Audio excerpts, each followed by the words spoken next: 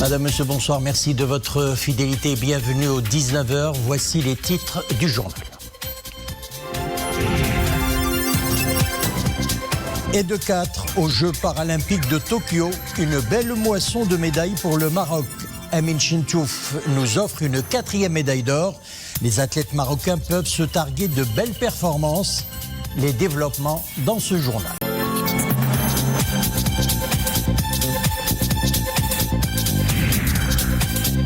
La vaccination des 12-17 ans, l'opération se poursuit aux 4 coins du pays et donne un coup d'accélérateur à la campagne vaccinale anti-Covid-19. Nous suivrons le déroulement de cette opération dans un lycée de la capitale.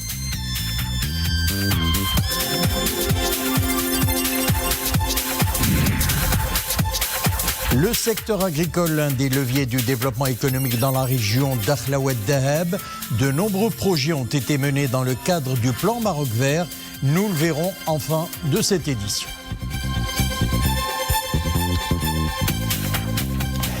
Et de 4 pour le Maroc aux Jeux paralympiques de Tokyo. Amin Chintouf ajoute une 4e médaille d'or au tableau de chasse du Maroc à l'épreuve du marathon. La moisson marocaine à Tokyo s'élève désormais à 11 médailles. Nissin Aouzdar. Et comme pour clore cette brillante participation de la délégation marocaine à cette grand-messe paralympique, Amin Chintouf, fidèle à ses anciens exploits, a encore une fois remarquablement représenté le Maroc en arrachant une nouvelle médaille d'or. Il a même battu un nouveau record mondial, prouesse exceptionnelle, réalisée devant les ténors de la discipline et avec un chrono de 2h, 21 minutes, 43 secondes. Amin Chintouf, 40 ans, s'est imposé face à l'Australien Jared Clifford et le Japonais Tadashi Horikoshi. Des rivaux redoutables devant qui notre champion n'a pas du tout tremblé. Normal, Amin Chintouf a le goût des choses bien faites, des grands challenges et des savoureuses victoires. Cet exploit est en effet le 4e pour ce père de 2 enfants, pour qui les succès s'enchaînent. Il a notamment à son actif 2 médailles d'or, la première réalisée à Londres en 2012 et la deuxième à Rio de Janeiro en 2016. Et puis une autre d'argent, toujours au Brésil. Un parcours qui forge le respect, un parcours qui inspire, celui d'un athlète qui s'est lancé des défis de taille après ses 30 ans et qui les a relevés avec brio malgré son indisposition. Amin Chintouf n'a pas une volonté d'acier. Il est l'incarnation de la volonté, de la persévérance et de la détermination. Il fait partie de cette génération d'athlètes marocains qui nous ont donné des frissons en permettant à l'hymne national de retentir plus d'une fois au pays du soleil levant.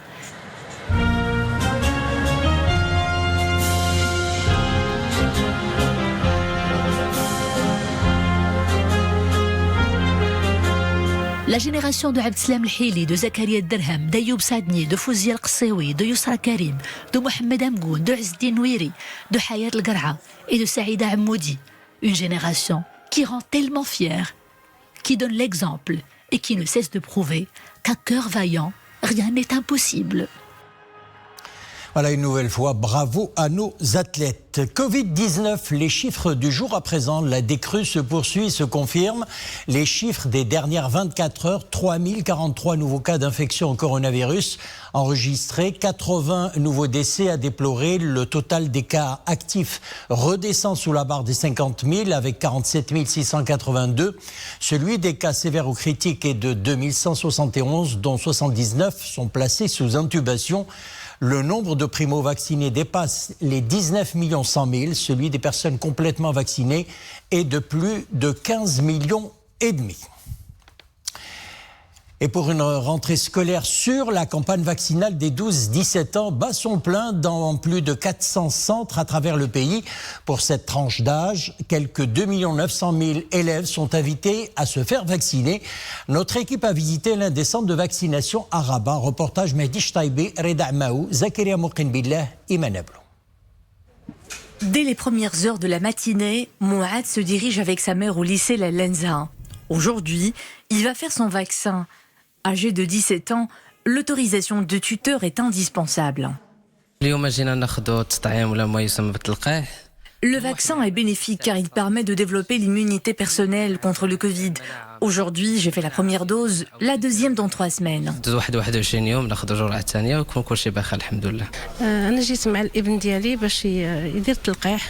J'accompagne mon fils. Le vaccin est indispensable pour une année scolaire en toute sécurité. L'opération se déroule suivant un processus bien déterminé. À quelques jours de la rentrée scolaire, l'affluence est de plus en plus importante. L'année dernière, les élèves ont pâti de l'absence de cours en présentiel. Il faut accélérer la cadence de la vaccination afin de revenir au plus vite à la normalité.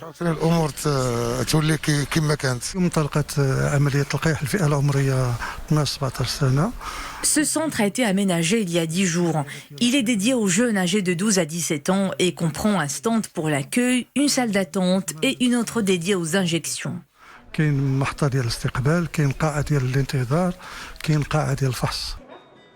Comme les autres vaccinés, Mouad a pris son rendez-vous pour la deuxième dose.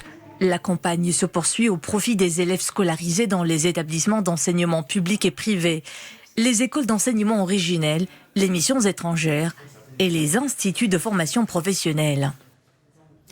La falsification des documents sanitaires liés à la Covid-19, à l'instar des tests PCR et des passes vaccinaux, compromet les efforts des autorités publiques dans leur lutte contre la pandémie.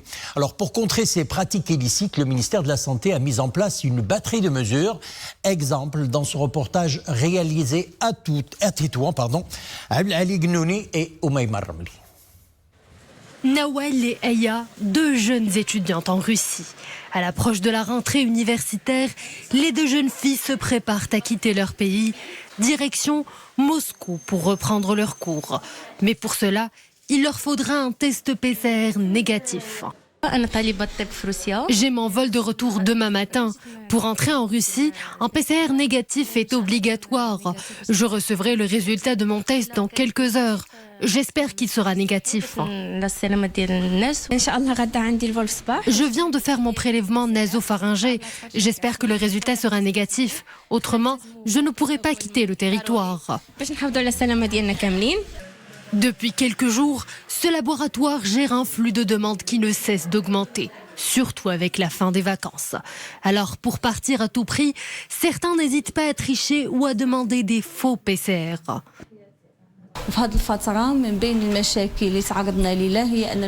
Nous avons eu des cas de personnes qui viennent demander un résultat d'analyse PCR négatif sans jamais avoir été testés. Mais on a également eu des cas qui se sont fait tester positifs et qui ont demandé à ce que le résultat soit falsifié. Et pour contrecarrer ce type de demande illégale, le ministère de la Santé a serré la vis. Tous les laboratoires autorisés à réaliser des tests Covid disposent désormais d'un code sur la plateforme eLabs, un site contrôlé par le ministère de tutelle et qui vérifie la validité des résultats PCR avant de générer un pass sanitaire, document qui permettra aux personnes de quitter le territoire. Législative à présent, à l'approche du scrutin décisif du 8 septembre, les formations politiques affûtent leurs programmes et visions afin de convaincre un électorat aux multiples desiderata. Les jeunes, qui représentent 38% de la population marocaine, ont des attentes et des aspirations. Nous leur avons donné la parole. Mariam El Messi. Ils sont jeunes et aspirent à un avenir prometteur.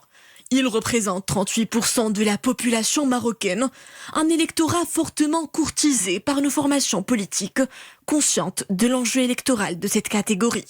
Logique, une place de choix leur est accordée dans leurs programmes électoraux.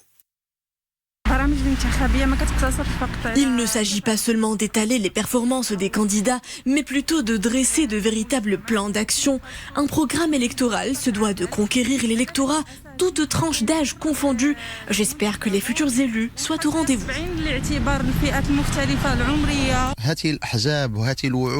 En période électorale, les partis politiques ont tendance à placer la barre très haut dans leur programme.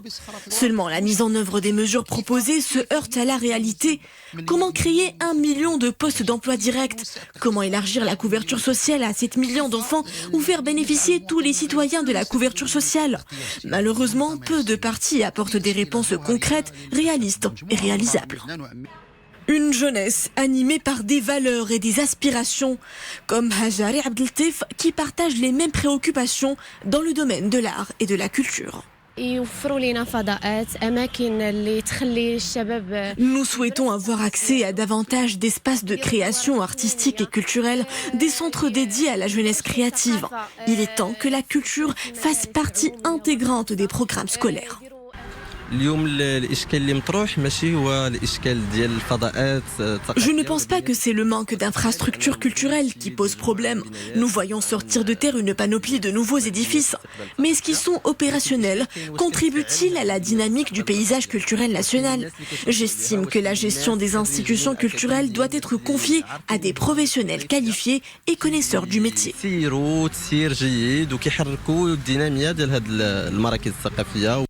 Des réflexions qui en disent long sur les attentes d'une génération. 11 millions de femmes et hommes engagés pour bâtir ensemble le Maroc de demain. On passe à la météo. Le thermomètre est en hausse et vous l'avez remarqué depuis ce début d'après-midi.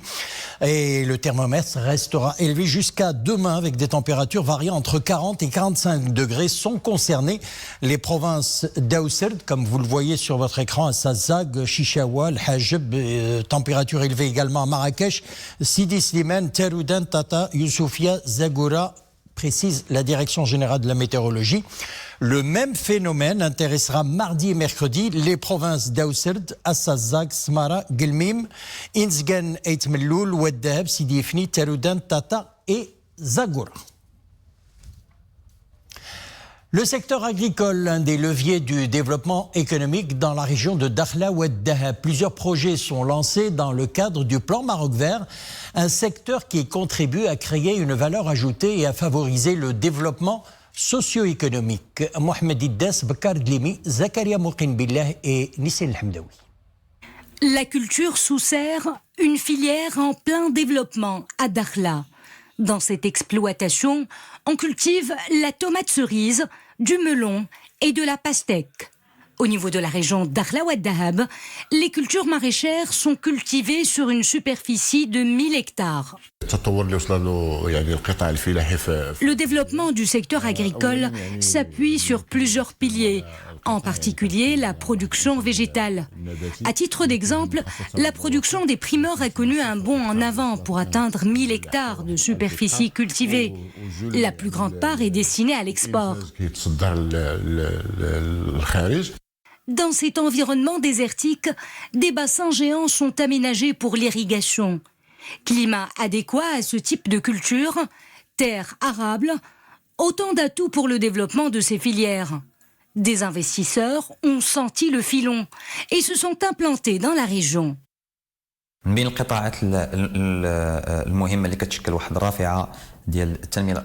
L'agriculture est parmi les secteurs économiques porteurs dans la région Dakhla Oued Dahab. C'est un important pourvoyeur d'emplois. Au Centre régional de l'investissement, nous œuvrons avec un nombre d'entrepreneurs à valoriser les produits agricoles pour une plus grande valeur ajoutée.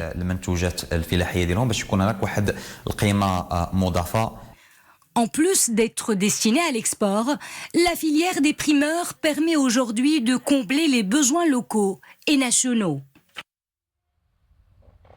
Voilà, c'est avec cette page consacrée au secteur agricole à Dakhla que nous refermons l'édition. Merci de nous avoir suivis. À demain lundi.